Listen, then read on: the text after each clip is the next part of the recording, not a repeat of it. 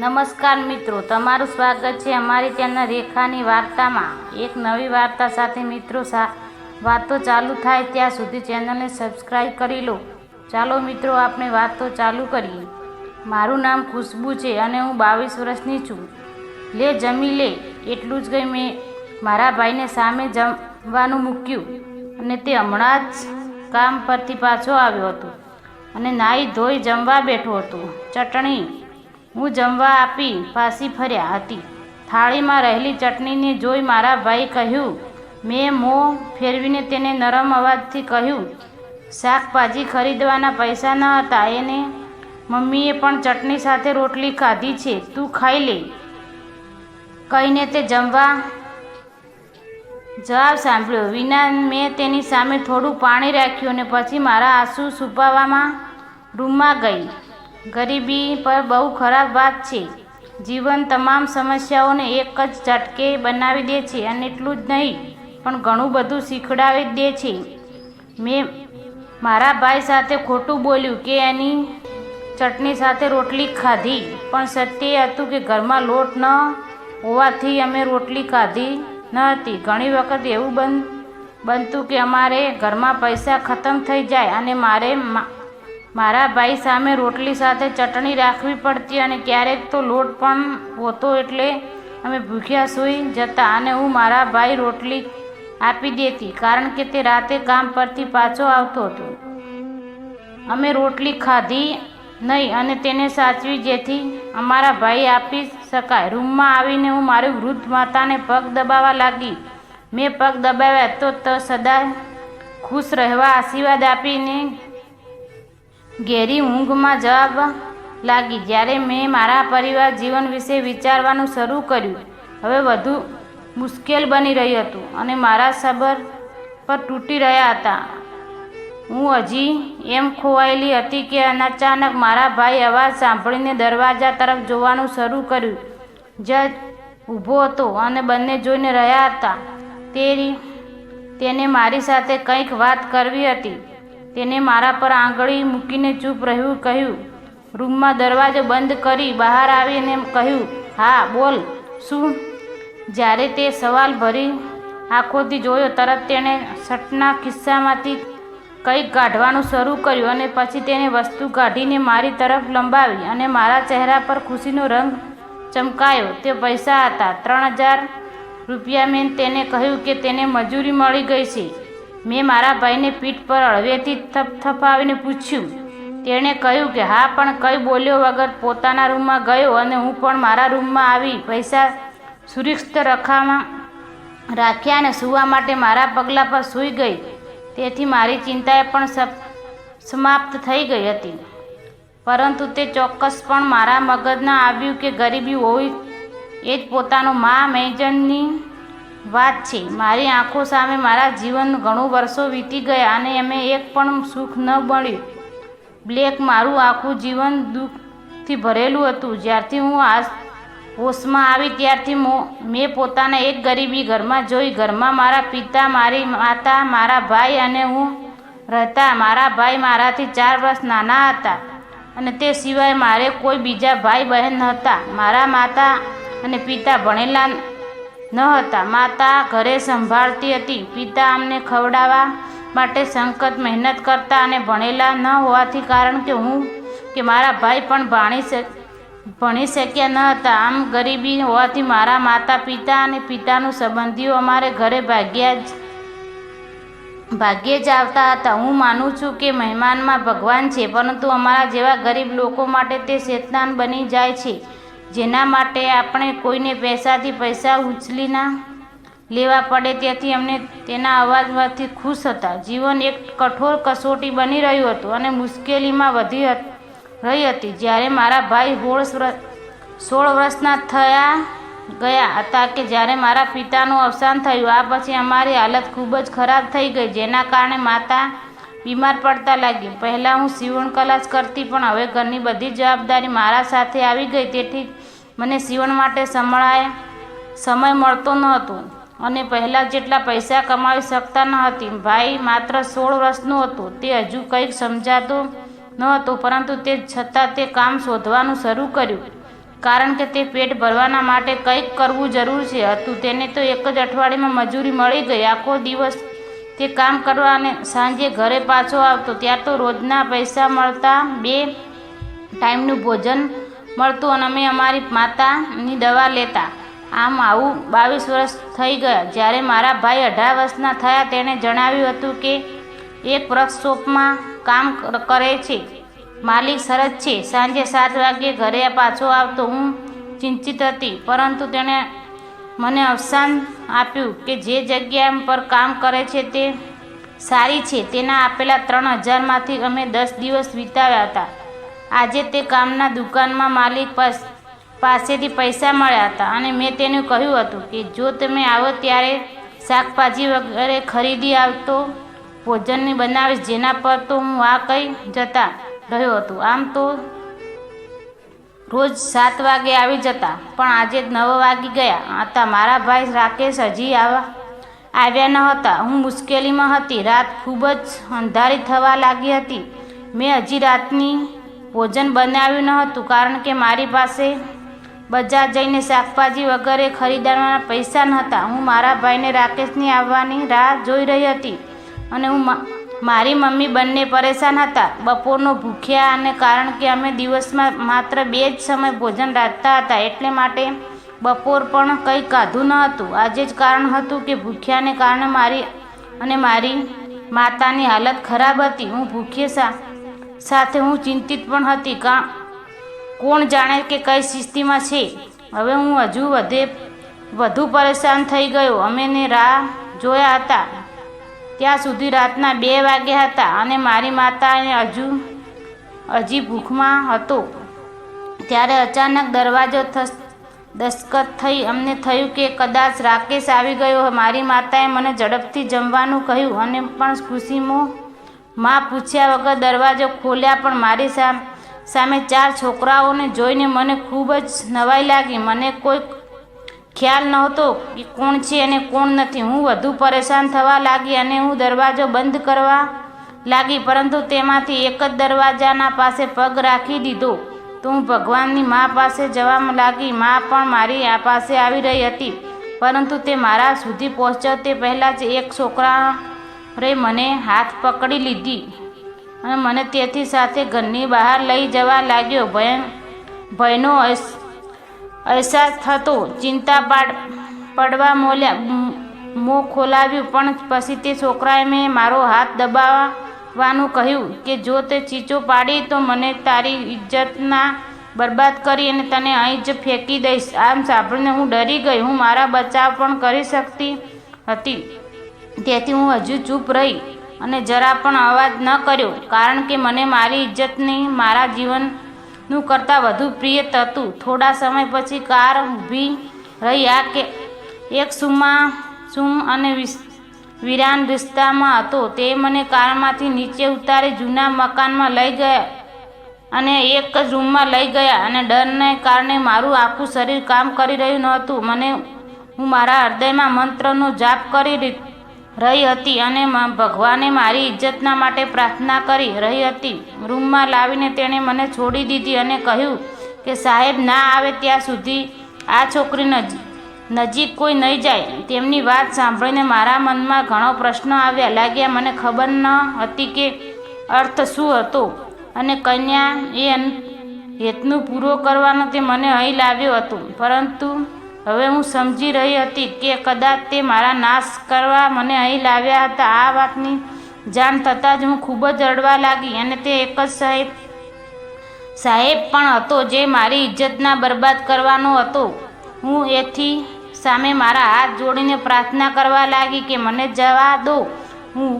હું કોઈને કહીશ નહીં તમારું શું નુકસાન કર્યું છે, કેમ તમે મને અહીં લઈ આવ્યા છો. પરંતુ તેમાંથી કોઈને મારી એક જ પણ વાત સાંભળી નહીં અને મને ડરતી મૂકીને રૂમમાં બહાર નીકળી ગયા. મને પહેલી વાર જ મારા ભાઈના ચિંતા હતી. હવે મને મારી ઇજ્જતની પણ ચિંતા થવા લાગી અને હું અહીંથી બહાર નીકળી રસ્તામાં વિચારતી રહી. પણ અહીંથી એક જ દરવાજો હતો, બહારથી બંધ હતો અને રૂમમાં એક જ બારી પણ ન હતી. થોડા સમય પછી એક જ છોકરાએ અંદર આવ્યા અને બહુ ખુશ હતા. એણે ખુશીનું કહ્યું, સાહેબ આવી ગયા. તેમની વાત સાંભળી મારું હૃદય ડરથી ધડકાવા લાગ્યું કે ત્યાં કોણ હશે અને ખબર નહીં મારું શું થશે. આમ બધા ડરને કારણે મારી આંખો સામે અંધકાર આવતા લાગ્યા.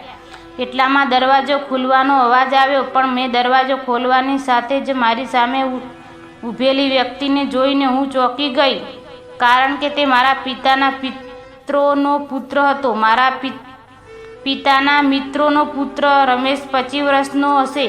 રમેશ ખરાબ મિત્રનો સંગત રહેલો અભણ અને ખરાબ માણસ હતો. મારા પિતાના મિત્રનો એકમાત્ર પુત્ર હતો. તેમને સિવાય તેમને 3 દીકરીઓ હતી. અમારી સરખામણીઓ બાપના મિત્ર મધ્યમ વર્ગના પરિવારનો હતા અને અમારું તેની સાથે બહુ મળવું ન હતું, કારણ કે જ્યારે હું 19 વર્ષની હતી ત્યારે મારા પિતાએ મિત્ર મારા માટે રમેશના સંબંધ લઈને આવ્યા હતા. પરંતુ જ્યારે મારા પિતાએ મારી સંબંધી માંગ ત્યારે તે ના પાડી, કારણ કે તે પત્ની બહુ ધમડી હતી.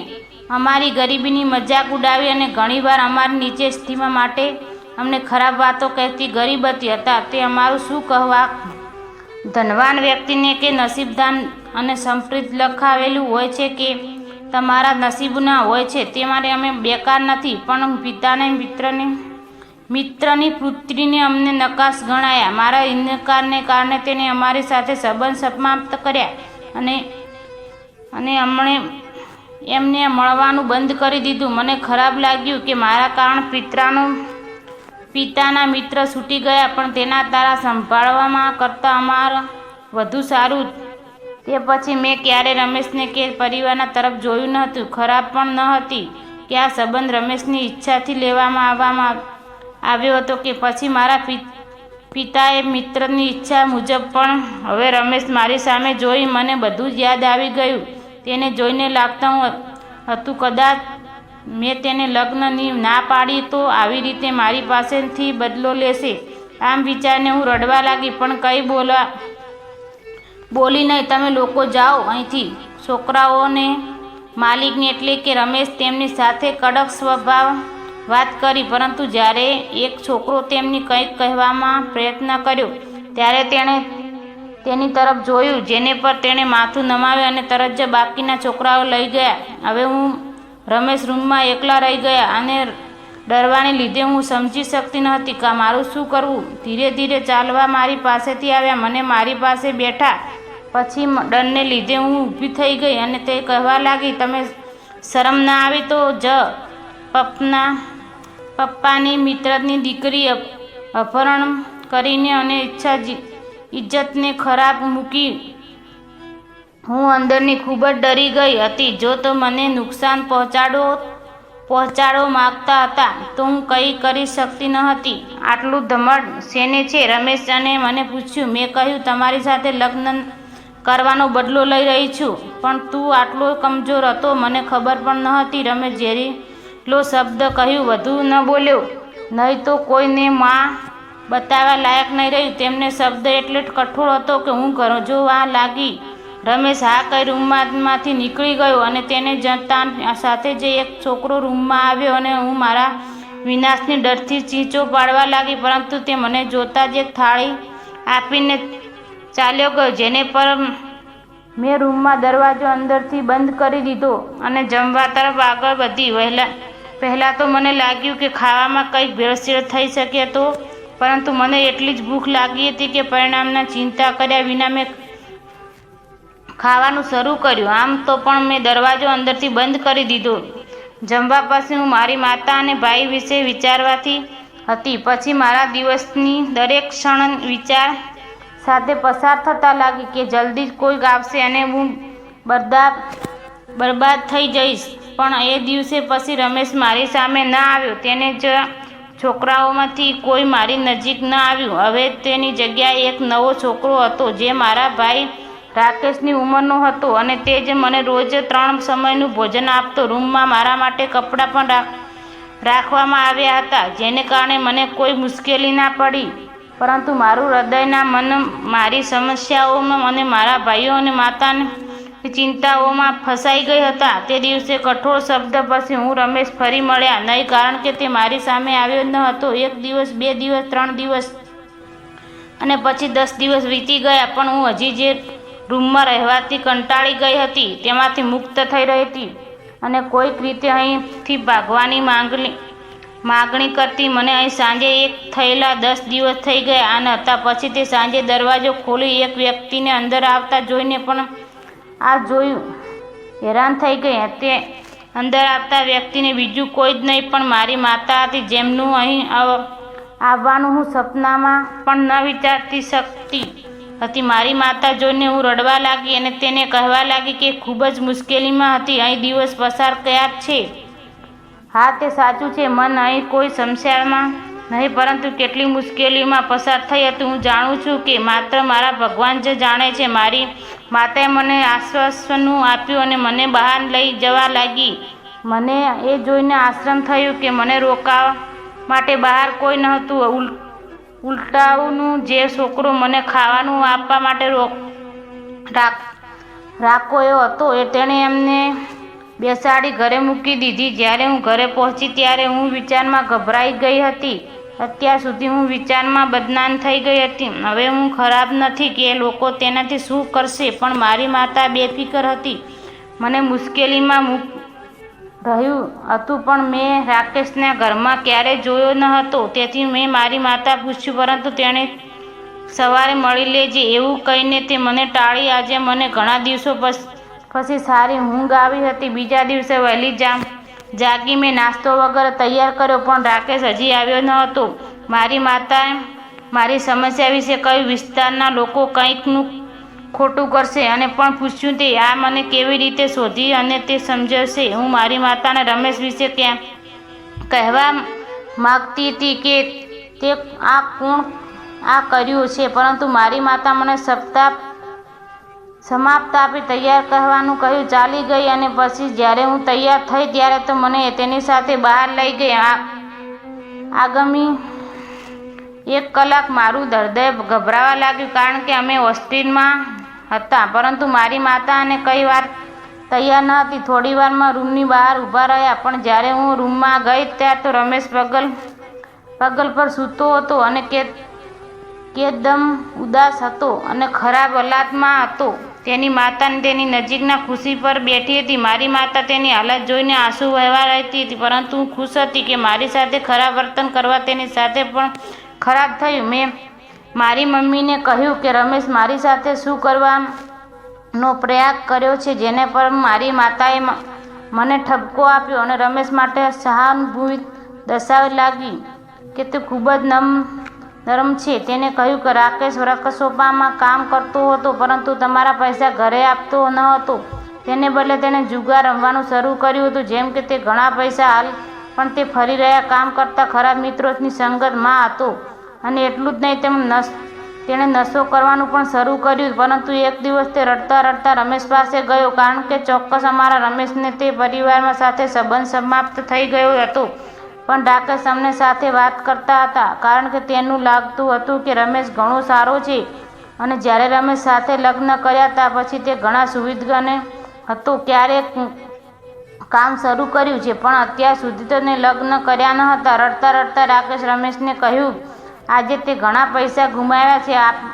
આપવા માટે તેની પાસે પૈસા નથી. જ્યારે ઉત્સાહમાં તેણે તેની મોટી બહેનને આપવાનું નક્કી કર્યું. જ્યારે મારી માતાએ કહ્યું ત્યારે હું રડવા લાગી ગયો કે રીત બની શકે છે. મારી માતા ફરી બોલવા લાગી કે પછી રમેશ મારી સાથે વાત કરી પોતાના પ્લાન જણાવવામાં રમેશને કેટલાક છોકરાઓ મદદની તારું અર્ધરણ કર્યું હતું કે રાતે જ્યારે તે શેઠ તેને લેવા આવવામાં હતા ત્યારે સાથે રમેશ રાકેશને ક્યારેક છુપાવી દીધો હતો. ત્યારથી પણ રમેશ તેને ઘરે લઈ ગયો હતો અને તું 10 દિવસને તેને ઘરે રમેશ રાકેશ છુપાવી દીધો હતો. ત્યારે પછી રમેશે તેને શેઠમાંથી કેસ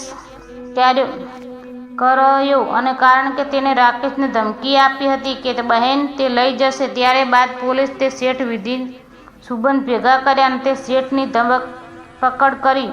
10 દિવસમાં બધું બરાબર થઈ ગયું, પણ તે શેઠના મિત્ર રમેશના અક્ષમાપ્ત કર્યા કરાવ્યા, જેને કારણે તે આદિસ્ત હોસ્પિટલમાં પડેલા છે. અને આ બધું માત્ર એટલે જ માટે કે તેને અને અમને બચાવ્યા માગતા. રમેશની સારવાર ચાલી રહી હતી. 3 મહિના પણ ઘરે પાછો આવશે. મારી માતા મને આખી વાત કહી ચૂપ થઈ ગઈ. ત્યારે તો હું રડવા લાગી. રમેશને ખોટો સમસ્યા હતો. તેણે તો મારા માટે પોતાના જીવ જોખમમાં મૂક્યો હતો. હું મારી માતા સાથે રૂમમાં ગઈ. ત્યાં તો પપ્પાએ, મિત્ર અને તેમની પત્નીએ મારી સાથે સારું વર્તન કર્યું. બહુ જ ખુશ હતી. રમેશને આભાર માન્યો, જેણે મારા માટે આ જોખમ લીધું છે, જેના પણ તે હળવું સ્મિત કર્યું છે. એના સાથે હું પ્રેમ હોય તે માટે એહસાન નથી હોતું, પરંતુ આ પ્રેમથીઓની ફરજ છે કે જેમ મેરા પ્રેમ કર્યા છે તેની માટે કંઈ પણ કરવું તૈયાર થઈ જાય. આ સાંભળીને મને અહેસાસ થયો કે મને પ્રેમ કરતા હતો અને મારી સાથે લગ્ન કરવા માંગતો હતો. ચૂપ થઈ ગઈ અને પછી તેમના આભાર માનીને હું મારી સાથે ખરે ફાંસી ભર્યો. 3 મહિના પછી રમેશ પણ ઘણો પાછો મારા પિતાનું પિતરીની મિત્રતાની પત્ની ફરી એકવાર મારા સંબંધી લઈને અમારા ઘરે આવી અને વખતે મેં હા પાડી. 2 મહિના અંદર રમેશ અને મારા લગ્ન થઈ ગયા, કારણ કે રાકેશ પણ સુધરી ગયો હતો. રમેશ તે કોઈ સારા કામ પર લગાવ્યો હતો. રાકેશ મારી પાસે મારી માફી પણ માગી હતી, જેને પર મેં આ બધું જ ના સમજાવી ઘણી માફ કરી દીધું હતું. અને હવે હું રમેશ સાથે સુખી જીવન જીવવા રહી છું. પણ ક્યારે હું વિચારમાં છું કે રમેશ ત્યારે નહોતો તો મારું શું થોત. પરંતુ ભગવાન આભાર, તેણે મને રમેશ જેવા જીવનસાથી આપ્યો હતો.